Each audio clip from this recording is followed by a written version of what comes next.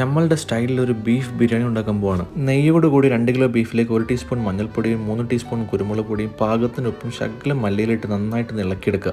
ഇറച്ചിയിൽ ശകലം വെള്ളം തളിച്ചിട്ട് കുക്കറിൽ വെച്ചിട്ട് 6 മുതൽ 8 വിസിൽ വരെ അടുപ്പിച്ചെടുക്കണം. റൈസ് ഒന്ന് ബോയിൽ ചെയ്തെടുക്കാനായിട്ട് 2 tablespoon cooking oil 1 teaspoon ghee ഒഴിച്ചെടുക്കുക. ഇതിലേക്ക് കറുകപ്പെട്ട ഗ്രാമ്പു, ഏലക്ക, ബേ ലീവ്സ്, അരമുറി ഉള്ളി അരിഞ്ഞ് നന്നായിട്ട് എന്നിട്ട് വഴറ്റിയെടുക്കുക. 1 കിലോ ബസ്മതി റൈസ് ആയിരുന്നു നമ്മൾ ബിരിയാണിക്ക് വേണ്ടി ഉപയോഗിച്ചിരുന്നത്. അതായത് 5 കപ്പ് റൈസ്. 10 കപ്പ് വെള്ളം ഒഴിച്ച് പാകത്തിന് ഉപ്പ് ഇട്ടതിന് ശേഷം ഒരു ക്യാരറ്റിന്റെ പകുതി ചെറുതായി അരിഞ്ഞതും കൂടി ഇട്ടെന്ന് അടച്ചു വെച്ച് വേവിച്ചെടുക്കാം. എളുപ്പപ്പണിക്ക് വേണ്ടി ബീഫ് ബോയിൽ ചെയ്ത കുക്കറിലേക്ക് ശകലം വെളിച്ചെണ്ണ ഒഴിച്ചിട്ട് 8 അണിയനും 4 തക്കാളി, ഒരു ശകലം കറുവേപ്പില, ഒരു ശകലം വെള്ളം ഒഴിച്ചിട്ട് കുക്കറിൽ തന്നെ വെച്ച് 2 വിസിലൂടെ അടുപ്പിച്ചെടുക്കണം. ഇത് ഉള്ളിയും തക്കാളിയും പെട്ടെന്ന് ബോയിൽ ആവാനുള്ള ഒരു ഷോർട്ട് കട്ടാണ് കേട്ടോ.